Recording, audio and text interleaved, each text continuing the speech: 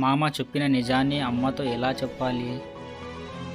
అసలు ఏం అమ్మాలనుకుంటున్నావు? అది అది స్థలం అమ్మాలనుకుంటున్నాను.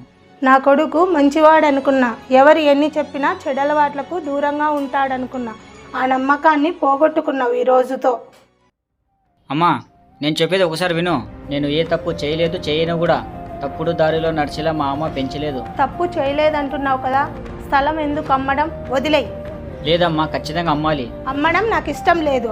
ఎందుకో కారణం చెప్పనప్పుడు నా ఇంట్లో నుంచి బయటకు వెళ్ళిపో. అమ్మా, అది నువ్వు వెళ్తావా, నన్ను వెళ్ళిపోమంటావా? సరే, నేనే వెళ్తాలే అమ్మా.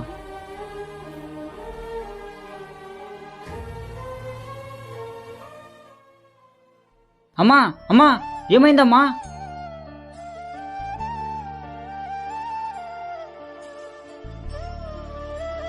డాక్టర్, అమ్మ ఉంటా కింద పడిపోయింది డాక్టర్.